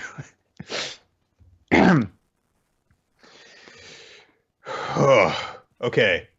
So Norman gets brought up to date with everything that's going on, what the kids have been up to until this point. And he actually apologizes because he says, if I had been able to find the shelter location and learn about the attack sooner, he could have helped, because since before that time, he has had, his connections here, his leadership over this entire civilization. So now it's Norman's turn. Like, hey, where have you been? We heard you were at a different farm, and that's it. And, Norman takes off his outer shirt to reveal that he has an emblem on his chest above his pec. It says, "I was at Lambda 7214." Everyone recognized he has the same emblem that Adam does. And of course, people didn't somehow, for some reason, get the connection. Like, oh my God, he's got the serial number that Adam's been reciting this entire time, because he kept it in under his collar while they were talking. So, so they're like, okay, well, what happened? He's like, I escaped. I found an accomplice, and with the help of a Minerva supporter, I destroyed Lambda and escaped. He called himself Smee, the one who gave Sister Crone the pen. Although he's gone now, killed. Current head Peters purged, wiped out all the supporters hiding in the Rotary clan for sure this time. But before Smee died, I inherited his knowledge and network. Then this base was also, I thought if I called myself a Minerva, it would reach you guys. And creating this paradise, using the network, threatening the Rotary clan, declaring war on the demons. James Rotary's name was convenient to pull off all of those things. So Ray's like, okay, you just dumped a lot of info on us really quickly. I know about Smee. I've always known about Smee. He's like, I literally just told you about Smee. There is no way that you could. Me and Smee, we go way back. Remember the crocodile with the clock inside of it? Not the same Smee I'm talking about. I'm pretty sure. There's Smee that you could possibly think of. And we had a weird kind of like, we acted like an old gay couple a lot of the times. Like, no, that's just a different version of Captain Hook. Robin Williams was there. I miss him. I wish we found Robin Williams inside of this berm. I wish Robin Williams was Minerva. And he would have done some cool voices. He'd have been like, hey, everybody, it's me, Robin Williams. That was me. That was my impression of the genie. It's really good. I never had a friend. Hold on. Now I'm going to be him from Jumanji. Run! See? He says that at one point. I don't remember. Oh, I'm going to do my impression of Robin Williams doing his impression of Groucho Marx. It's Robin Williams doing Al Pacino. Ooh-ah! Nailed it. Honestly, it's about the best you could hope to do for a triple-layered impression. So,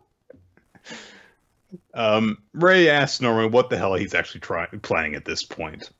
And Norman says, well, in order to answer that, I must tell you something else.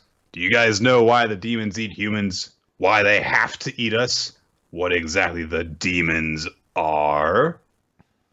And that's the end of the chapter. So, presumably we're getting quite a bit of info dump next week.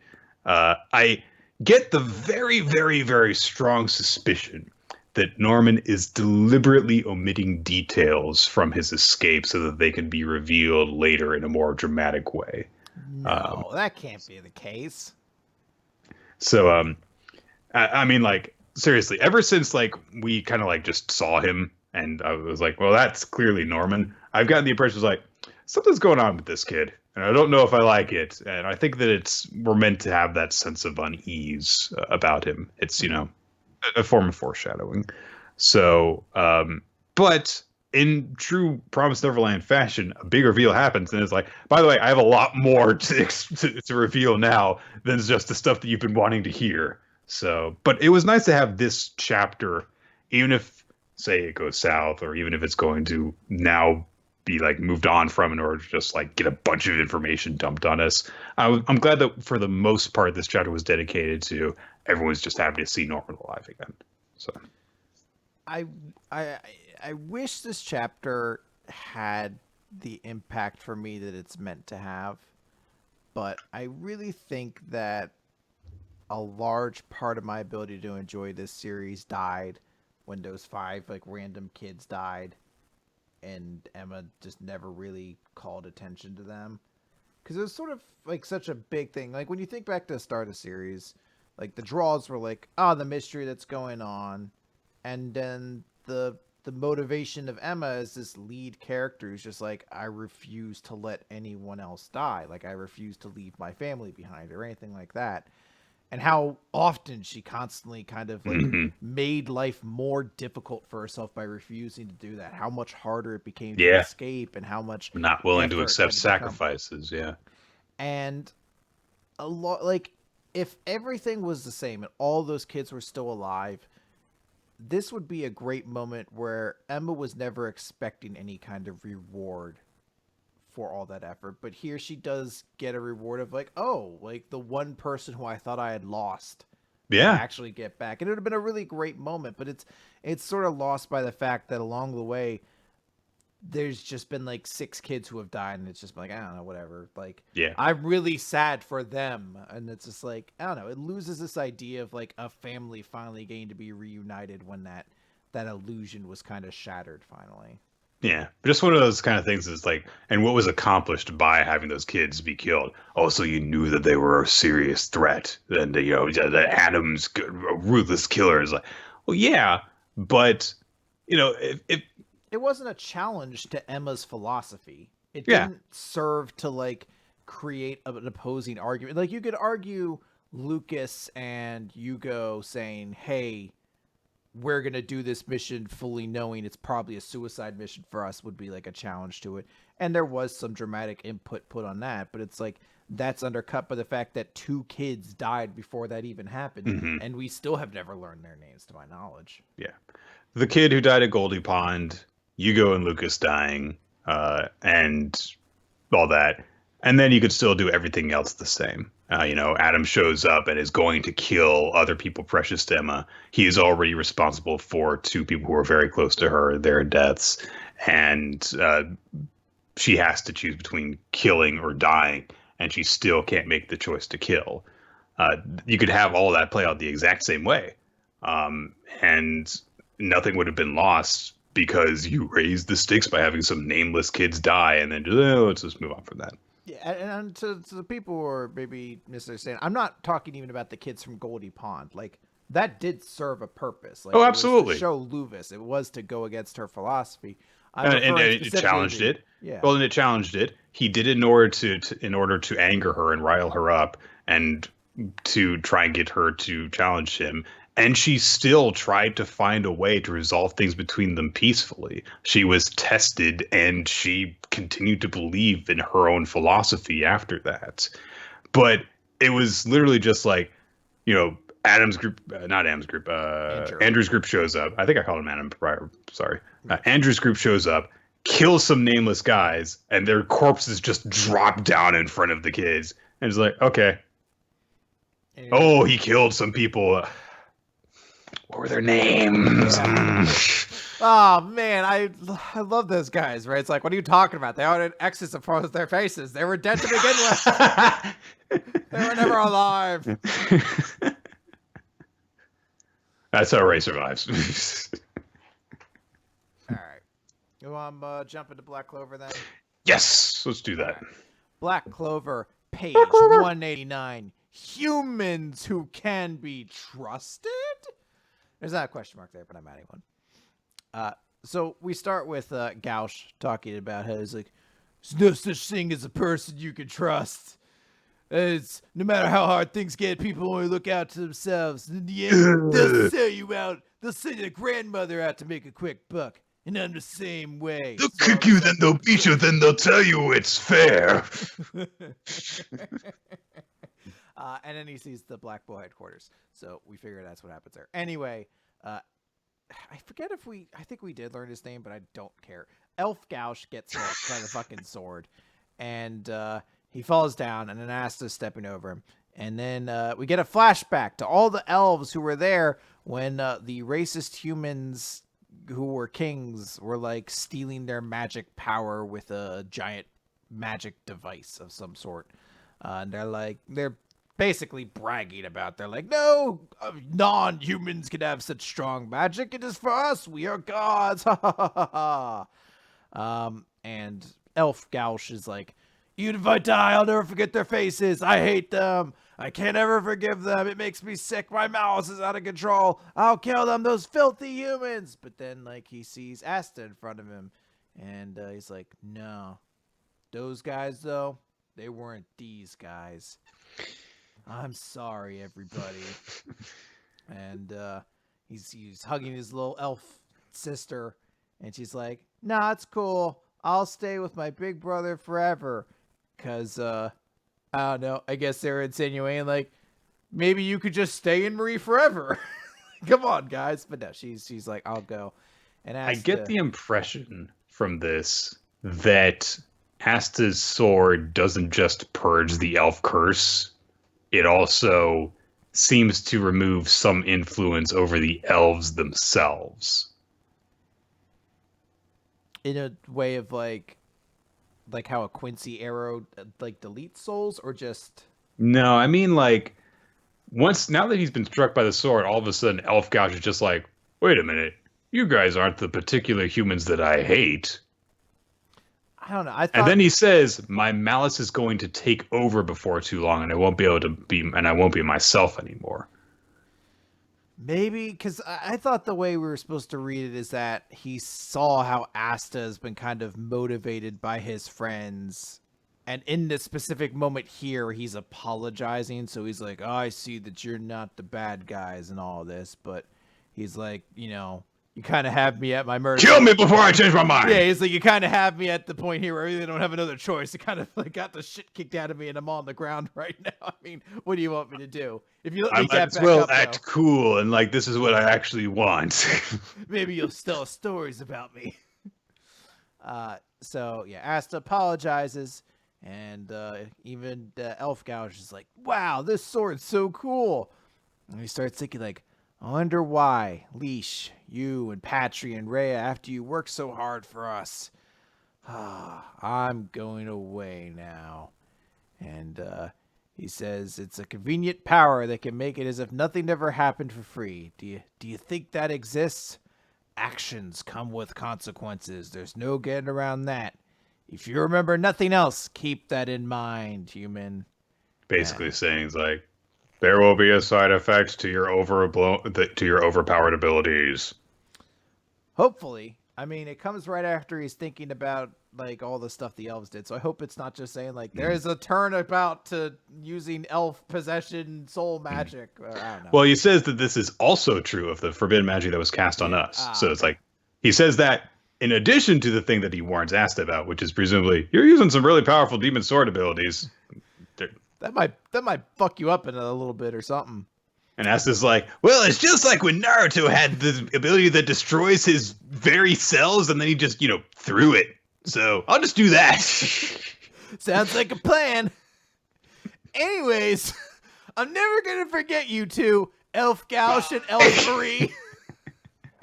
And we cut over to actual Gauche, who's waking up, and he sees Marie, who's crying because she's like, I'm so glad I didn't hurt anybody.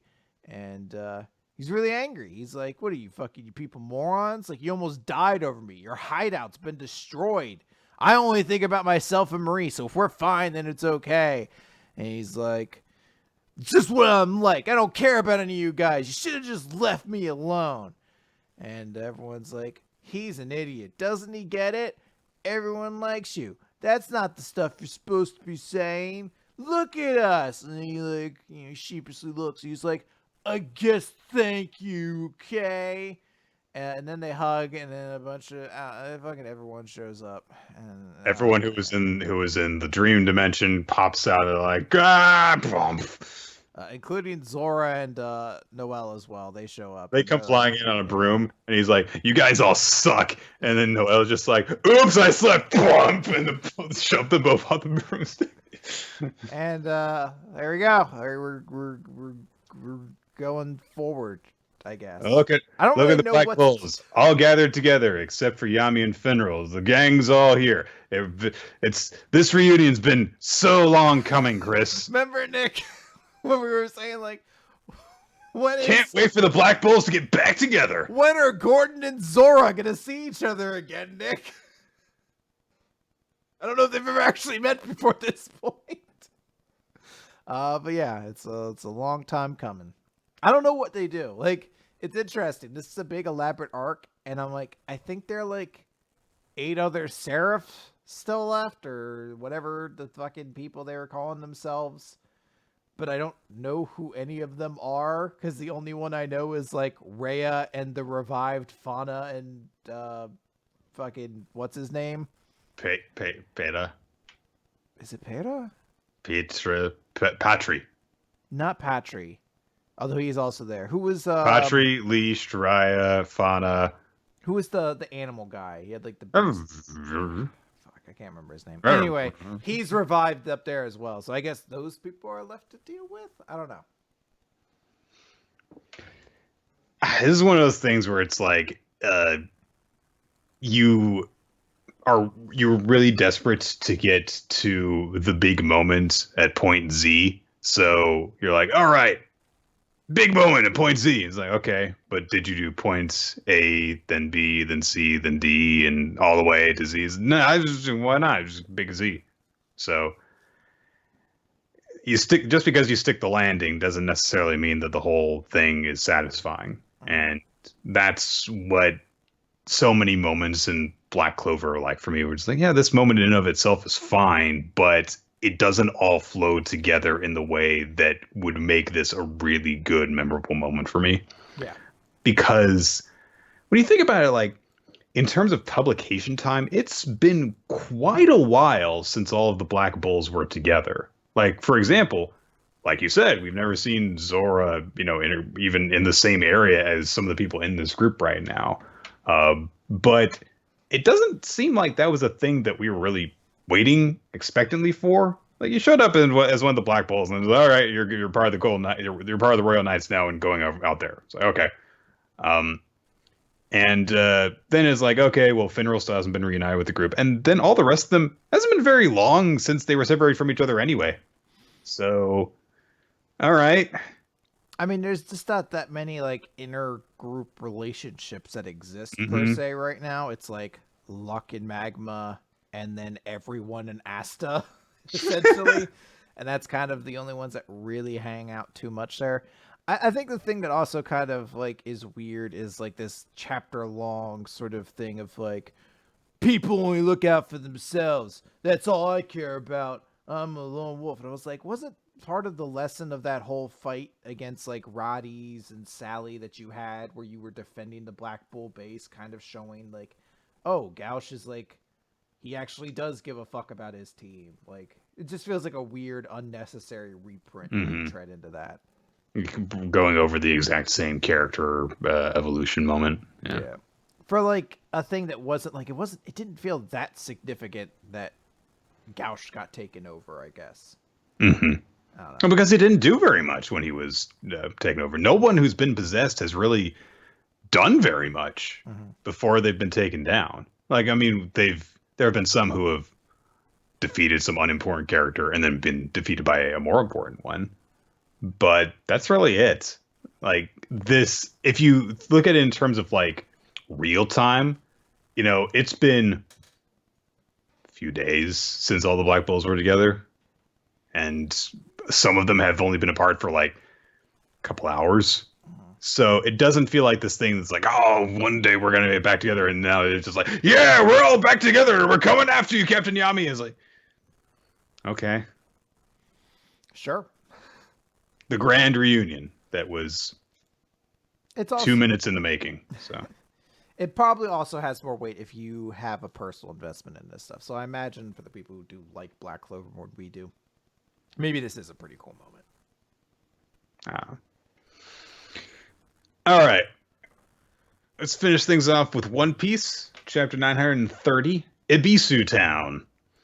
So this chapter begins with that annoying guy, Tomiyasu, escorting Zoro into his village, Ibisu Town, which is this very, very poor town where everyone has a weird smile on their face all the time and is acting incredibly cheerful, despite the fact that they've got shitty lives. Very poor. Stuff is happening to them in the middle of the night. There's this guy who shows up and steals gold from people in the city. And they're doing things, they're just like, oh, look at that, another tooth fell out from my malnutrition. Ah, ha, ha, ha, ha. It's really weirdly cheerful and inappropriate things.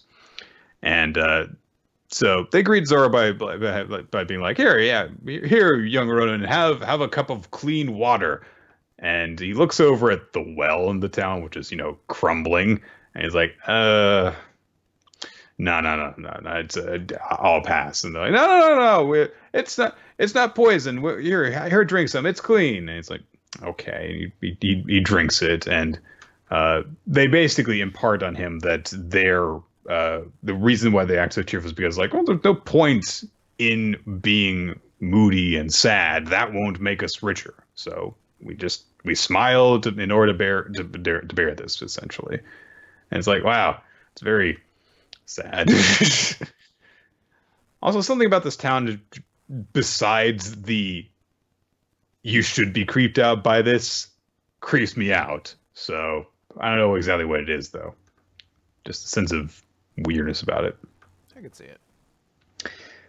Meanwhile, Big Mom's shown up. That happened quickly.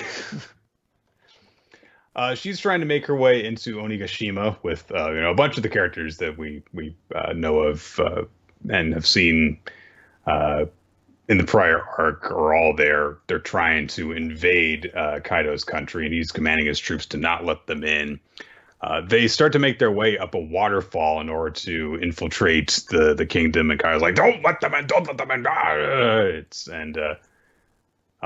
but they make it all the way up the side, up the waterfall, and are going to go up and into it, and then a Pteranodon shows up, and they're like, oh my god, it's him, King, who we got a glimpse of along with Queen several chapters ago.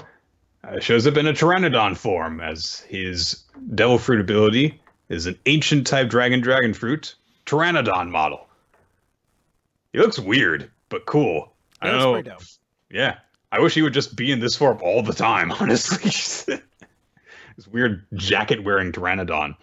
And he kicks the ship out of the air, and it plummets down into the ocean, and we see Big Mom sink below the depths. And you're like, oh, fuck. Even looking at the people she brought with her, you're like, oh, almost all of them are devil fruit. I think everyone we see actually is a devil fruit user that is a notable person too. Yeah. So you're like, oh, that's a rough spot. Very bad spot to be in because, unless they've got someone there who can help them out, they're gonna just die. So it would seem an unceremonious way to kill off a significant. Kill off one of the big four, you think? I'm curious to see what happens to save that group. It's a shocking moment, though, and it's like, oh, wow, what the hell's going to come of this? Usopp, Law, Frankie, and Sanji are running from the scene where people have shown up in order to attack the Soba cook, who is causing trouble. And they're doing this not because they're afraid, but because they have to avoid blowing their cover. because then they're going to put the entire plan in danger. And Frankie's like, well, what if we cover our faces before we fight? And Law just says, well, you have only do that if you're absolutely positive you can win. And look, every time that one of us gets injured too, that's going to decrease our strength for the decisive battle. So we can't just fight yet. I like how Law's like, rather how Usopp's like, well, why are you in charge? And he also says, if I get caught, I'm blabbing out everyone so I can walk free. I love you, Usopp. And Sanji's like, fine, then I'm going to protect you so that doesn't happen. And Usopp's like, yay!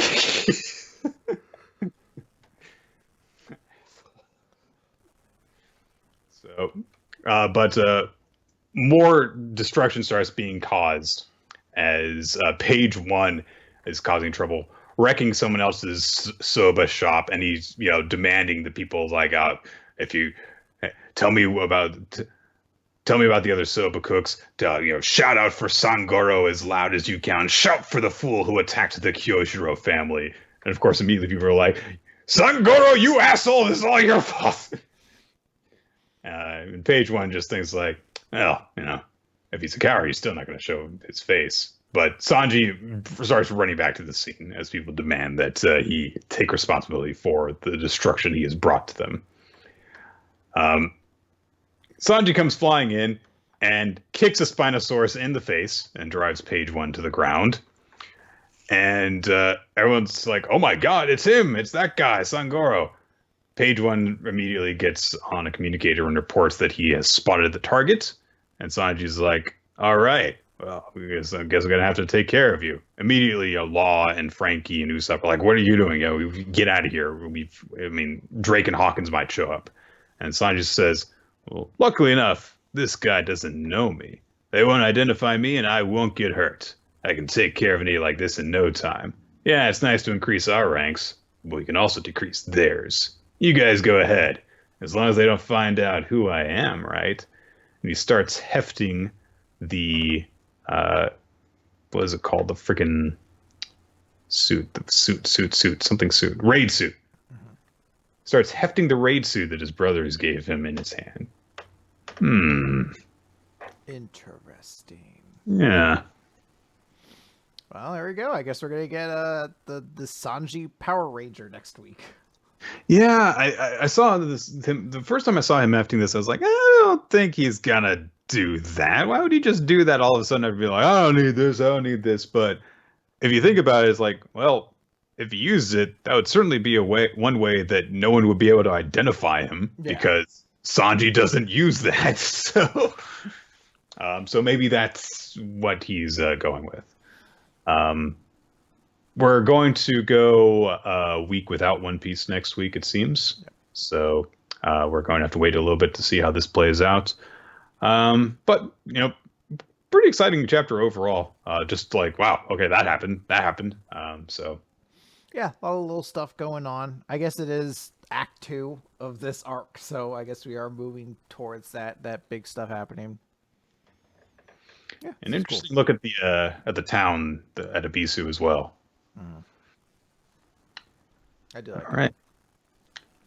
Okay, then, guys, that is going to do it for Weekly Manga Recap. I want to thank you all for joining us, and also those of you who took up Ninja X3i's asking for votes for Audience MVP and Series of the Week, which we are going to also name our favorites as well.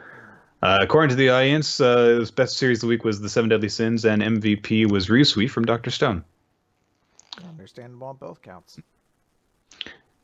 Thank you, Ninja X3i, for maintaining the whole recommendation sheet. It's a very useful reference for us. Absolutely. Okay, so favorite series MVP, Chris. Favorite series I'm going to give to Seven Deadly Sins. I really liked it this week. I think this is a very strong chapter, some cool stuff, and I love that ending. I'm going with We Never Learn. Like I said, it took me off guard, and a little less than halfway through, I was thinking, oh, God, it's one of these chapters. But then it completely went the other direction, took me completely by surprise. And I really like the step forward that Yuiga took in it. Absolutely. And I'm going to give my MVP then to Yuiga for that same reason.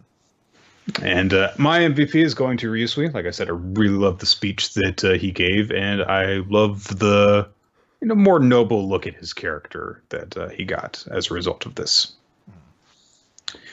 Okay. Thank you, everyone, for joining us for a weekly manga recap. We record the show here on twitch.tv/RoloT and smashcast.tv/RoloT Mondays at around 7:30 p.m. Eastern Time. But sometimes we need to change things up. And so to stay updated on that stuff, you can follow us on social media. @WMR Podcast is the official Twitter account for the show. Your hosts are @RoloT and @NickFTime. You can check out our past episodes on weeklymangarecap.podbean.com, as well as on iTunes and on YouTube. And you can, if you want to help us out a little bit, you can go ahead and leave a comment, leave a rating, subscribe, all that good stuff to just help spread the word about our show.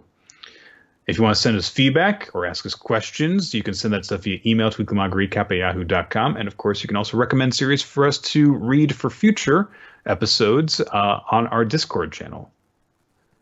Special thanks go out to all of our Patreon supporters. Your support allows us to create all sorts of fun bonus content for you guys to enjoy. Remember, of course, if you are a champion level backer, then you get bonus episodes each month. We also want to thank Steve Manor, Tarot Artist. You can check out his work in a number of different places, just not Tumblr. And also to Infamous Blend for the work that you do for us as well. Yeah. That's going to do it. All right. Let's get out of here while my fingers are still barely with feeling. Let's head off into that sunset, Nick. I mean, the sun's been down for hours, but okay, let's do it.